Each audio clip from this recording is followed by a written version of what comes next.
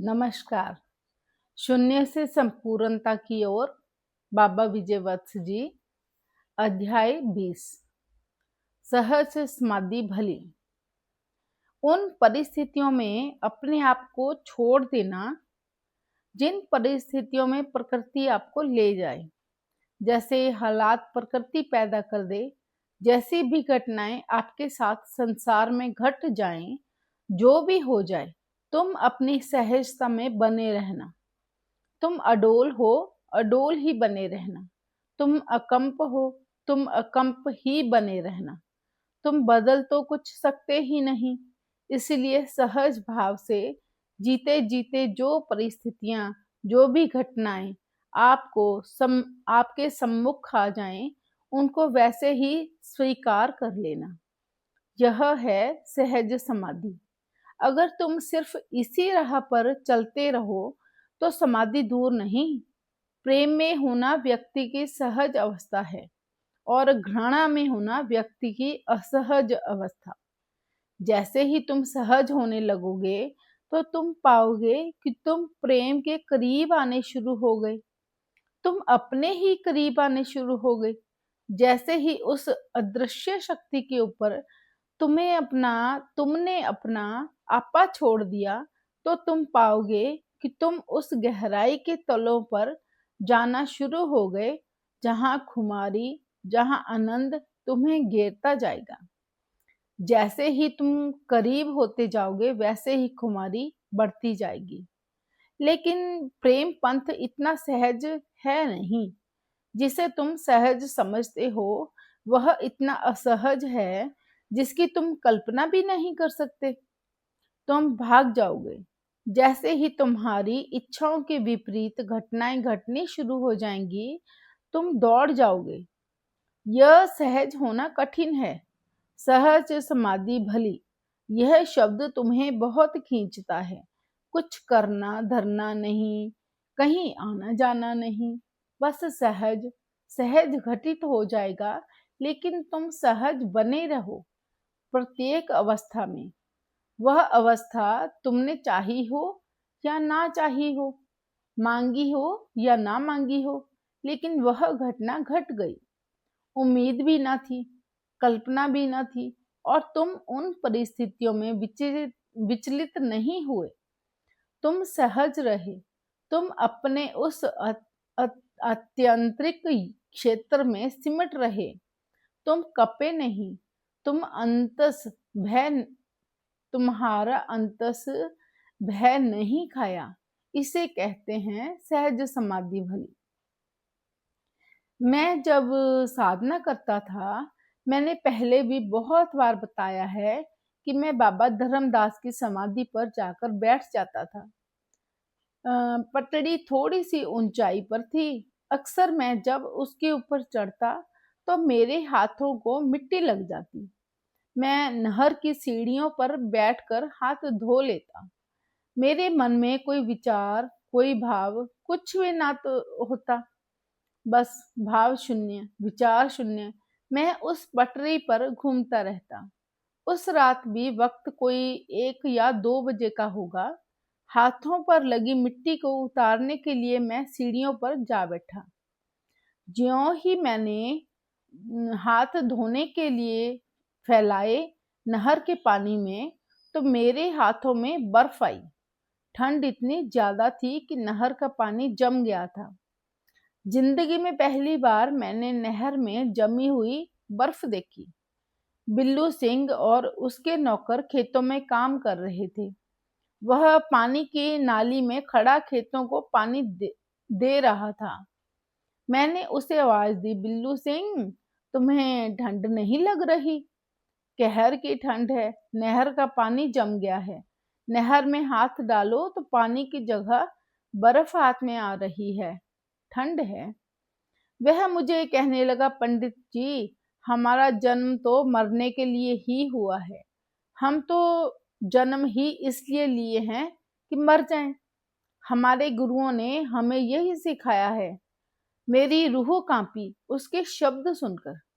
आधे घंटे से वह उसी ठंडे पानी में खड़ा था, जिस पानी में मैं हाथ नहीं धो सका। मेरे हाथों की उंगलियां सुन्न हो गई। मैंने गर्म कपड़े पहन रखे थे, स्वेटर, लोई और पाँव में गर्म मोजे। उसके इतना कहने पर ही मैंने नहर में छलांग लगा दी। नहर ज्यादा गहरी तो नहीं थी, लेकिन पानी ठंडा था।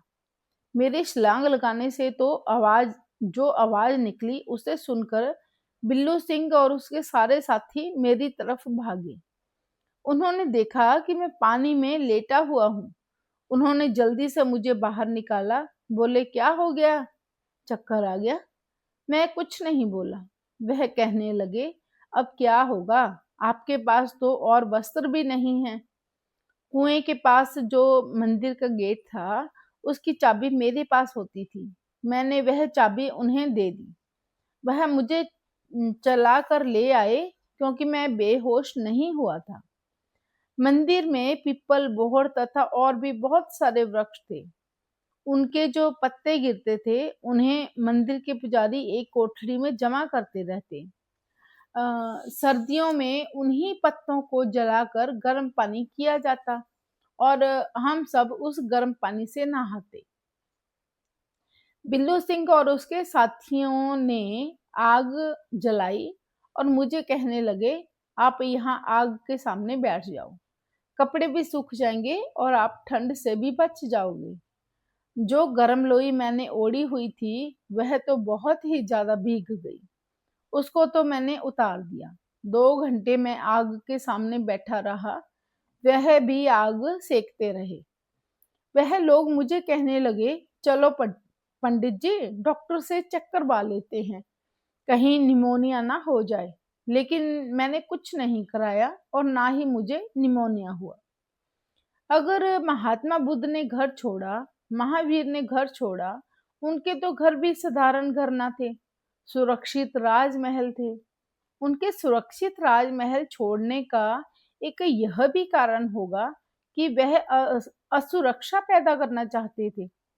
जब तक तुम असुरक्षा में नहीं जियोगे, तब तक तुम्हारे भीतर आत्मा का निखार नहीं होगा। यह बड़े कीमती और खतरनाक शब्द हैं।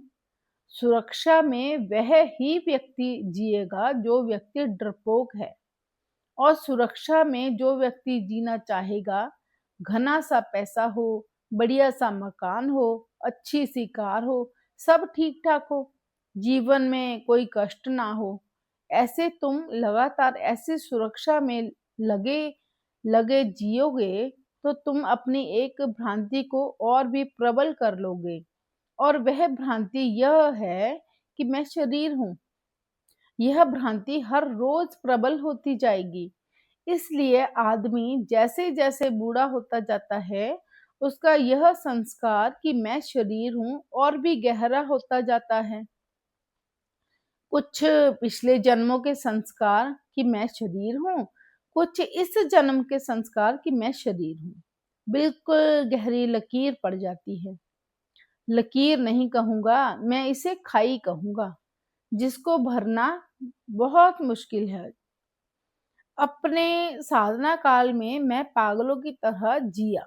मेरा जीवन पूर्णतः असुरक्षित।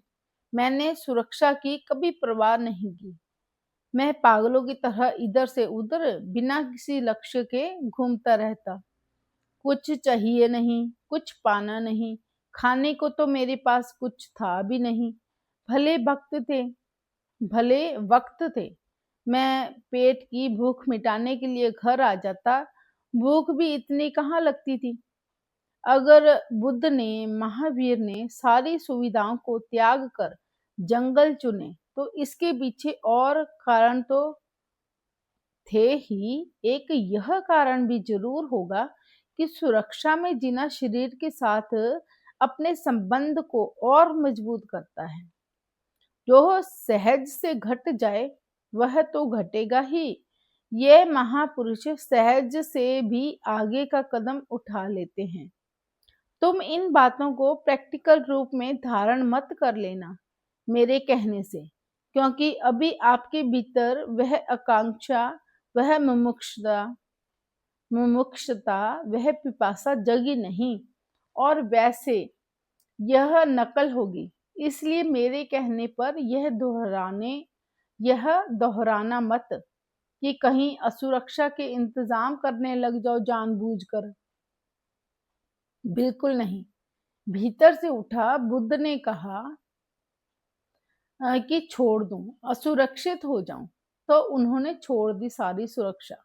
भीतर से उठा कहता है कि कहीं सुनसान बियाबान यहाँ कोई ना हो, ऐसी जगह पर चला जाऊं। मैं वक्त ना देखता, रात के 12 बजे हो या 2 बजे हो, निकल जाता। घर के लोग मुझे कुछ नहीं कहते। मैं जब चाहे निकल जाता और जब चाहे घर वापस आ जाता। मैंने जानबूझकर असुरक्षा का जीवन जिया। माता थाली परोसती, मैं बस एक आधी रोटी खाता, बाकी झोले के अंदर रख लेता और सुबह जाकर गाय को डाल देता। मैंने जो असुरक्षित जीवन जिया, इसे सहजता से जीवन जीना कहते हैं। तुम ऐसा तो मत करना, क्योंकि अभी तुम बहुत कमजोर हो। बाद में कहोगे बाबा ने मरवा दिया भाई। अच्छा भला चालू था, बाबा ने मरवा दिया, कहाँ फंस गया। तुम बुद्ध की, महावीर की, मेरी तो बिल्कुल ही नकल मत करना, नहीं तो तुम नकलची बंदर कहलवाओगे। जिस दिन तुम्हारे भीतर का प्रभु तुम्हें आदेश दे कि तुम ऐसे करो, उस दिन तुम उसके आदेश के मुताबिक चलना पड़ेगा तुम्हें। सहज समाधि भली, इसका अर्थ लोग कुछ और ही ले लेते हैं। इसका सही अर्थ आपको किसी ने समझाया ही नहीं। तुम्हें अक्सर बताया जाता है कि बस बंद पिंजरे में आराम से बैठे रहो, यहाँ बड़ी सुविधा है, बड़ी सुरक्षा है।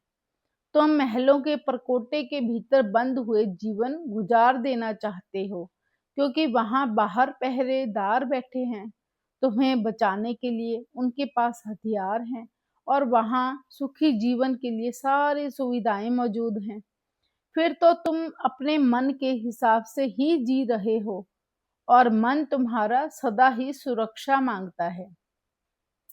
संसार में अक्सर लोग जो यह सब इंतजाम करते हैं, ठगी, लोभ, चोरी, लूट मार, दूसरों का माल हड़पने के लिए हत्या तक करवा देते हैं, किस लिए? क्योंकि वह पैसों में अपनी सुरक्षा मानते हैं और ज्यादा पैसे से अपने को ज्यादा सुरक्षित मानते हैं। अब एक बात रस रूप में लिख लेना, सुरक्षा चाहने वाला व्यक्ति परमात्मा के निकट पहुंचने की चेष्टा भी ना करे। वह कभी परमात्मा को पा जाएगा, ऐसा कभी स्वप्न में भी ना सोचे।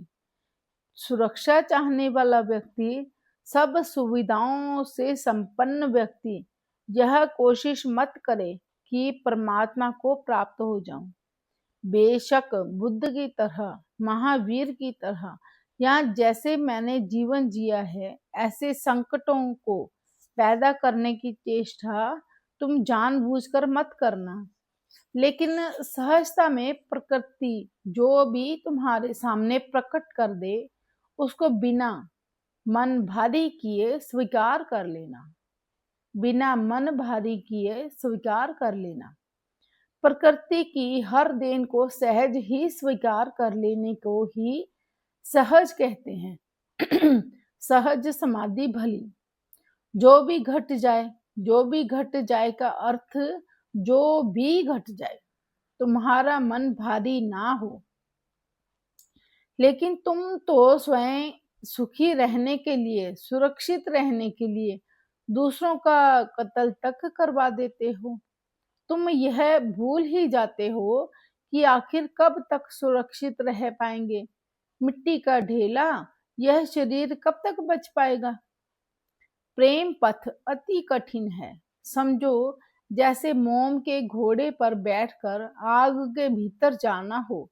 इसलिए तो सभी संतों ने अपने अपने ढंग से यही बताया है कि सोच समझ कर चलना इस राह पर, मार्ग पर अति कठिन है और तुम सुरक्षा चाहोगे, और जब असुरक्षा से तुम्हारा सामना होगा तो तुम भाग जाओगे। सबसे असहज है वह मार्ग जिसे तुम सहज समझते हो। मेरे पास प्रश्न आ जाते हैं बाबा जी, मेरे प्रश्न का उत्तर दे देना, मैं आपकी फीस दे दूंगा। मैं हाथ जोड़कर कह देता हूँ कि आप किसी और चैनल पर चले जाइए और मैं उनका नंबर ब्लॉक कर देता हूँ। यह वह लोग हैं जो मोल देना चाहते हैं उसे अनमोल ज्ञान का, जो सिर हथेली पर रख लिया गया है। धन्यवाद।